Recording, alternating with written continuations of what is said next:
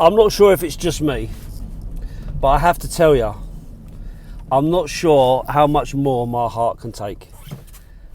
I am literally living on my nerves whenever I'm watching Spurs these days. I'm used to the heartache of getting beaten, and then you start to think you're getting somewhere. You go on that cycle of things are going to improve, and you're moving on, only for you to get your heart broken again, kind of further down the road. But I have to be honest, I'm kind of getting sucked in. I'm getting sucked into a little bit of belief that Antonio Conte may be able to get a tune out of some of these players. Certainly some of these players who we were looking to move on very, very soon. Because now you're kind of looking at some of them thinking, should we really get rid of them or not? Or should we just see how much he can get out of them, see how good they can be? Potentially, however, they are just looking at, pumping their price up, their value, before they move on to somewhere else, trying to get a move into a different club where they can play regular football or whatever. Either way, you have to say, in the last two games, which have been really good games to watch, after the event, not during them, because my heart can't take it during them, and certainly for the neutral, some of these players have started to actually show some decent ability, which is really, really good to see. And that's what kind of makes me think, that's what's, the top of my mind the day after the night before. When I'm thinking about last night's game, I'm thinking about the performance of Steve Bergwijn, who looked out in the cold, dejected and totally unhappy, and yet came on last night and started to show glimpses of what we saw when he very first came, and at the start of this season, when he looks really promising until he had his injury. And that's good to see, right? And Antonio Conte has been with us for like 7 weeks, but the difference in the play and the difference in the effort and the endeavour is massive. I mean, it's huge to see. I mean, let's make no mistake, right? So let's talk about last night's game. And I'm going to make no mistake, and I'll make no apology for what I'm about to say. And it might upset a few Tottenham fans, but West Ham are a different kettle of fish now to the West Ham of old. West Ham of old have always been a team that's tried to play attacking football and all the rest of it. They're known for that sort of way of playing, and quite rightly. And over the years, we've always kind of disregarded them or whatever, and they have gone through a really tough time. But this West Ham group are not that. They're not the players from the past. There's some decent players in there who play really well, and they gave us a bloody good game last night, you have to say. I thought that they were really good, and the game in the end could have gone either way, in my view. I think the first half we played better. I thought we played a decent game. We got ourselves ahead, and that was great. The second half, we sat back again, invited a lot of pressure, and if it wasn't for Hugo, who for me was my man of the match, West Ham could have been out of sight. So I think we have to put it in a little bit of context, and I say this because I always like to be fair, in my review of it. I felt that we had a good first half. I felt we played well, we controlled the game, and so on and so forth. Dyer made a mistake, which happens, right? But he has got a lot of that out of his system. He has been a lot better of late. So he will make mistakes. Every player will make a mistake at some point, right? You can't crucify someone when they make an occasional mistake. When they make it all the time, of course you've got the right to call them out. But I think given his improved performances, it's fair to say that he's entitled to make a mistake. I don't know what was going through his head, why he made that mistake, but Gerard Bowen had to do what he had to do to get that goal, and he did. He took it really well. But Hugo, massive. I mean, West Ham were knocking on the door, and Hugo kept us in that. There was several opportunities there, and he saved our bacon. So, we can ridicule and laugh and all the rest of it about West Ham, but this is not the West Ham. This is not the West Ham of old. This is a decent group of players who are clearly playing together, playing for each other. And Moyes has done a great job there. I have to give him that credit. However, that all being said, am I glad that we beat them? Absolutely. Of course, I'm chuffed to bits that we beat them, and and overall, on the strength of it, I think we probably edged it just about. But that's what happens when you've got players playing well together. I mean, I can think back to games against Man United where we had a hell of a game. We played really, really well, and David De Gea was absolutely their best player, and they nicked the game. Doesn't mean to say that they didn't deserve it. They deserved it because their best player kept them in the game, and that's the same for us, in my opinion. So yeah, I was really great to see Hugo doing so well. I think maybe he's playing for a contract. He's showing what he's capable of, and I don't think we've got anybody who can replace him. Galini is not Hugo, so I can't see any reason why you wouldn't want to give him a contract unless you've got some other massive keeper coming in. I don't see any reason why you would let Hugo go. He deserves another contract if that's what he wants, right? Because we don't know. Maybe he's playing to get himself a move. I don't know. But again, last night, looking at it, I thought a lot of the players deserve a real good call out last night. Like I said, Bergwijn, good to see him actually getting a little bit of confidence back. He's clearly suffering, having had an injury, being out of the team and so on. He had a point to prove, and he got his opportunity, and he put it away. And then he set up Lucas, who, I can't help but love Lucas because he wears his heart on his sleeve, and he is passionate and he is committed. At the end of the game, you saw him singing "Glory, Glory, Tottenham Hotspur."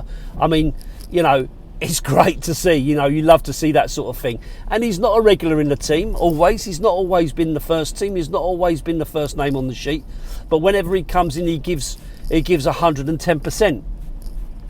The thing that annoys me the most about him is he tends to run into lots and lots of blind alleys, which I've called out before. If we could just get him to get his head up from time to time and make that final pass, which I felt that he was looking to do last night. He did try to feed Harry a couple of times, but it didn't come off. But I think with the right sort of coaching and that, which he seems to be getting now, you never know. Oliver Skipp, who's another one who is an outstanding young player. Having him and Declan Rice on the pitch at the same time, watching them both play. I mean, for me, I think Declan Rice is a quality player. I really do think that. But I think Skipp could be our Declan Rice. So he could be that one who's homegrown, really keen and really sort of set himself up as the midfield man that we want. Who's gonna shore everything up and keep us going. So again, I thought he had a great game, and to be fair, I think Conte said after the game, he talked about the COVID situation, and I'll be honest with you, as some of you know, I've had COVID, and I know I'm a fit, not unfit, fat old fella. That ain't easy to say with dodgy teeth, but even sort of 7 or 8 months on, I can still feel the effects of it. And I know these guys are young and fit and athletic and all the rest of it, but it does affect you. And I think that needs to be managed for sure. So taking off some players and replacing them later on in the game was the right thing to do. And to be honest with you, those changes, when he brought those changes in, it didn't really affect the game. It didn't affect our ability to marshal the game and so on. There was a lot of really good game management in there, which is something that we're not known for, which is why your heart starts to starts to really get under pressure, because we're not used to defending a 2-1 and expect to sort of let teams come at you and all the rest of it, because normally we crumble under that kind of pressure. But I think that Conte is instilling a certain amount of belief, and the players seem to be responding to it. They seem to want to do whatever it is that he wants from them. And watching his press conference where he said what he expects is the players to give everything, which is exactly what us as fans want. You want them to give everything. You want them to come off the pitch knackered, having fought for every ball, to give their passion, because that's what makes you feel proud and connected to your players. If they just come out and do their job, because for a lot of them it's a job, then that's not good enough for us, is it, as fans? Because we love our club. It's about loving that team, the club, and everything surrounding it. So you want your players to love your club as much as you do, which obviously doesn't happen as much these days as it used to when I was first watching football, But it's what we strive for. It's what we hope for.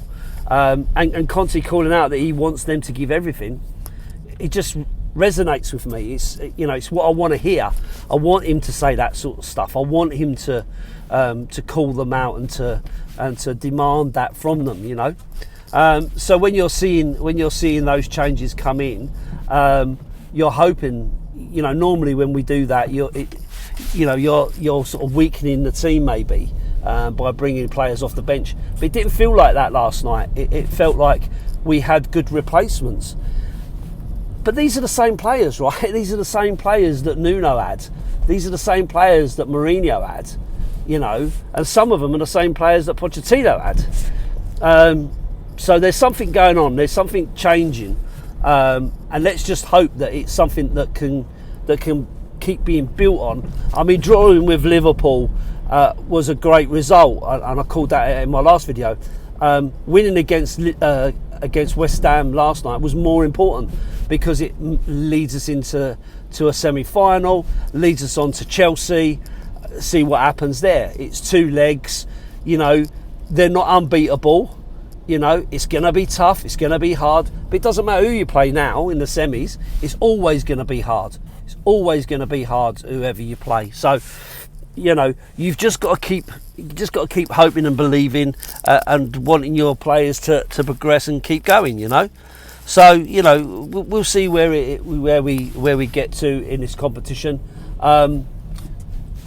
because as I say, it's still silverware. It might be tin pot to a lot of people, and I said this to someone today. I'd love to be in a position where you can pick and choose the trophies you'd want to win. It'd be great to be able to do that. But we're not in that position. That's why I was so annoyed about the Europa Conference League, the fact that we didn't take it seriously, because we don't have the right to poo-poo these cups. We don't have that right. I'd love to have that right, but we don't. So, all these people, turning their noses up, need to have a bit of a look in the mirror. Just my opinion. But yeah, so happy days. The Spurs go marching on. And West Ham are chalked down to a little bit of revenge after losing to them earlier on in the season. I think we're a different kettle of fish now than we were then, and we'll see where we go. But every game's going to be a difficult game now. So I think that I can't not mention Pep Guardiola. Having another dig at Tottenham again today about his transfer of his player, and Jurgen Klopp and every other Liverpool associated person having their say all over Twitter about Harry Kane's foul. It's just amazing for a club that everyone says are shit and nobody's. It's amazing to me how many clubs' heads we live in rent free. Liverpool hate us, Man City hate us, Arsenal hate us, Chelsea hate us, West Ham hate us, Leicester hate us, and we live in rent free in these clubs' heads. and it's great to know. I mean, we're almost becoming Millwall. Nobody likes us. We don't care. So there you go. Ugly scenes outside of the ground as well, which no one likes to see people getting hurt. That's not a great thing. And I saw something on Twitter about Abby Summers, a fairly well-known Spurs fan who's been on a lot of social media stuff and that, getting abused by West Ham fans, anti-Semitic chants and stuff like that. And that's the ugly side of football. Bit of a shame. But it just shows you, we get into these people's heads and they hate it. But listen, we're the famous Tottenham Hotspur, and we keep marching on. Up the Spurs.